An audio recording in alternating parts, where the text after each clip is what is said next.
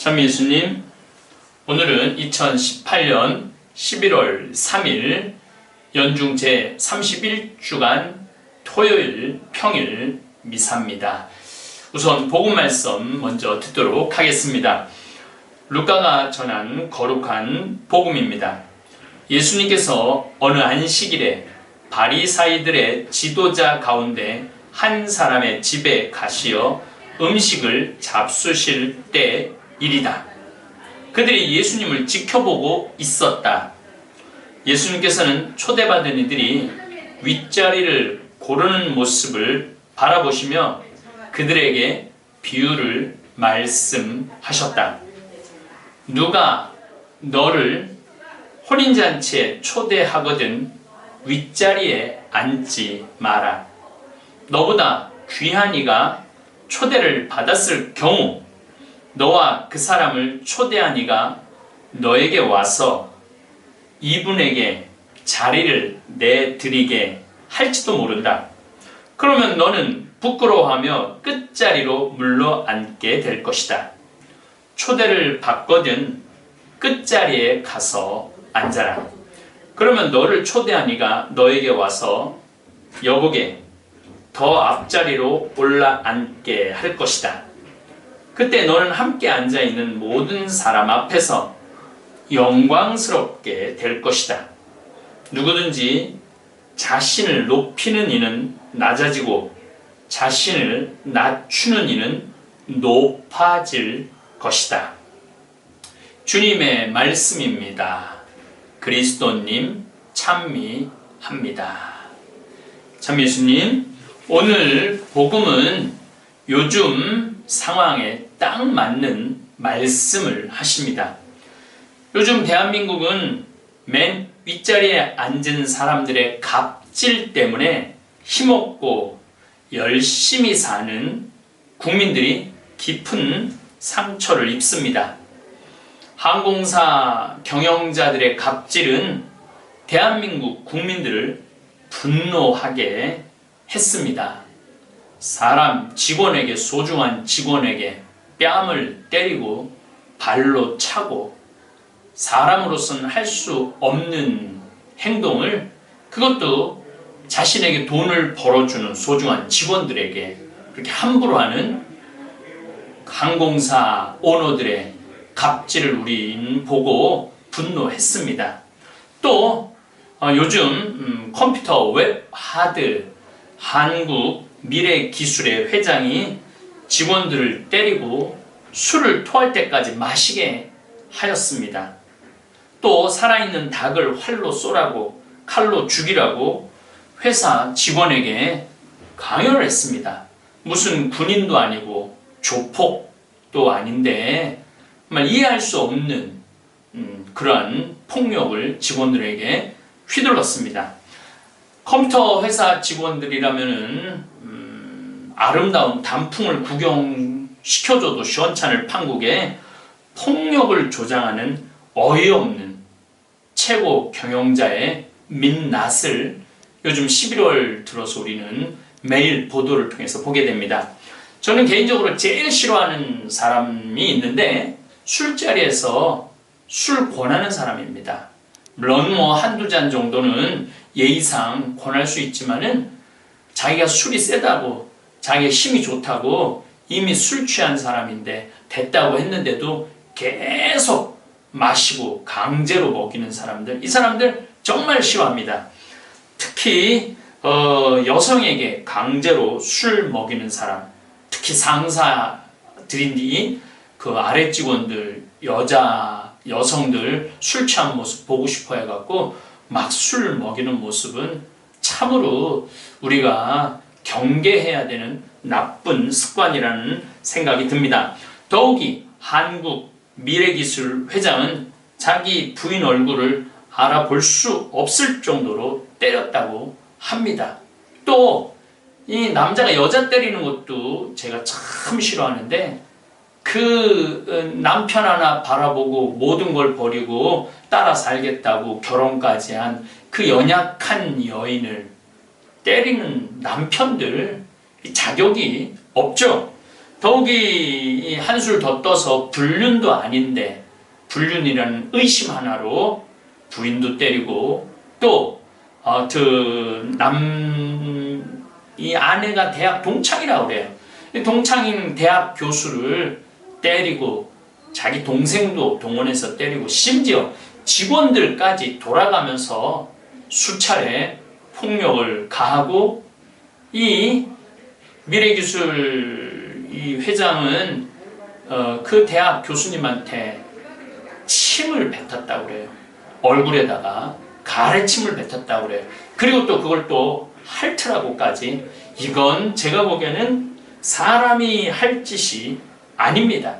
예수님께서 오늘 분명하게 경고하십니다. 지난 10월 마지막 날 수요일 날 복음에 예수님이 이런 말씀을 하십니다. 지금은 첫째지만 꼴찌 될 사람이 많고 지금은 꼴찌지만 첫째 될 사람이 많다라고 말씀을 하십니다. 우린 인생을 살아가면서 가난하고 조금 정말 가난한 부모 만나서 호강 못하고 어렵게 살아가는 우리 눈에는 꼴찌처럼 보이는 사람들이 많습니다. 하지만 마지막 날은 예수님께서 그들을 영광스럽게 해주실 거라고 약속을 하십니다. 돈 있고 권력 있는 사람들이 가난하고 힘없는 사람들 존중하지 않고 무시하다가는 마지막 날에는 하느님께서 그 한을, 그 억울함을 다 갚아주실 겁니다.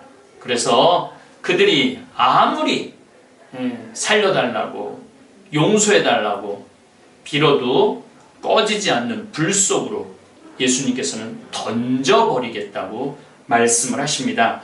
문재인 디모테오 대통령께서 취임하자마자 교황청에 특사를 파견하십니다.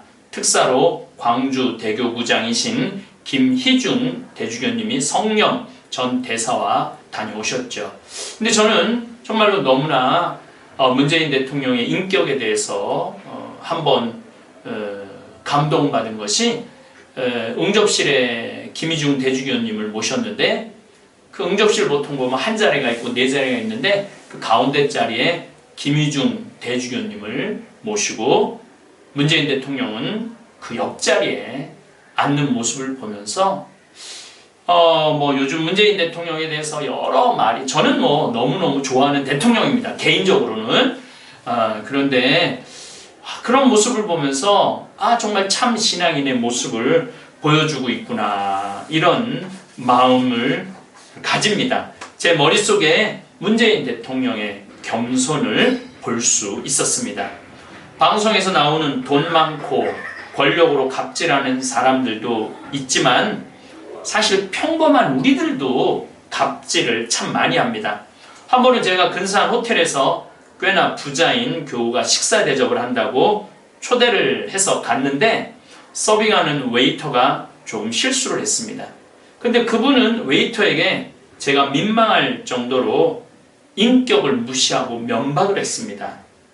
내가 보는 앞에서도 이렇게 무시를 하는데 내가 안 보는 앞에서 그분이 자기가 데리고 있는 사람들을 얼마나 무시를 할까, 상처를 줄까. 그 뒤로 아무리 연락이 와도 저는 다시는 그 부자 천주교 신자를 만나지 않았습니다. 우리 본성 안에는 겸손과 교만 두 가지가 늘 싸우고 있습니다. 조금만 긴장하지 않으면 우린 교만할 수밖에 없어요. 높이 올라갈수록 높은 자리에 있을수록 고개를 숙이고 행동을 조심해야 하는데 본인이 가진 권력, 재물로 횡포를 부리는 사람은 하느님의 준엄한 심판이 기다리고 있다는 사실을 알아야 합니다. 평범한 우리들도 갑질하는 경우가 있는데 대표적인 예가 전화 판매 하는 분들의 전화를 받을 때입니다. 사실 우리 생태마을도 전화 주문을 많이 받는데 우리 생태마을 직원들도 저쪽에서 무시하는 전화 때문에 함부로 욕하는 전화 때문에 알게 모르게 모르는 장소에 가서 눈물을 흘리는 직원들도 많습니다. 우리는 먼저 걸려오는 전화만 받습니다. 그런데 텔레마케팅이라고 시도 때도 없이 걸려오면 짜증도 납니다. 중간중간 보이시 피싱도 있으니까 화도 납니다. 그런데 많은 경우 평범한 텔레마케터들이 많습니다. 이분들은 감정 노동자라고 말합니다. 눈에 안 보이기 때문에 함부로 욕하고 모욕을 줍니다. 한국미래기술회장이나 항공사 오너딸들의 갑질이나 규모의 크기만 다르지 또 다른 갑질이 아닐까 싶습니다. 저는 아예 전화 자체를 안 받습니다. 강의 요청 전화도 많고 내가 막 그런 걸 거절을 못하기 때문에 아예 저는 이제 스마트폰 전화는 자료 확인할 때만 하지 전화를 받는 경우는 없습니다. 그래도 예전에 전화 받을 때는 그런 전화가 오면은 저는 이렇게 말합니다. 죄송하지만 저는 지금 괜찮습니다. 감사합니다. 라고 말하면 그쪽에서는 더 이상 말도 안 하고 얼굴을 직접 대면하지는 않지만 저쪽에서도 감사합니다 라는 공손한 소리를 들으면 저도 기분이 좋아지고 그분도 너무너무 지친 전화 안에서 또 제 목소리가 좋잖아요. 그래서 우리 다정한 목소리를 들으면 행복하지 않을까 그런 생각에 저도 기분이 좋아집니다. 인간은 하느님께서 머무시는 거룩한 성전이기 때문에 사람을 무시할 자격을 가진 사람은 이 세상에 단 한 명도 없어요. 모든 사람은 존중받아야 합니다.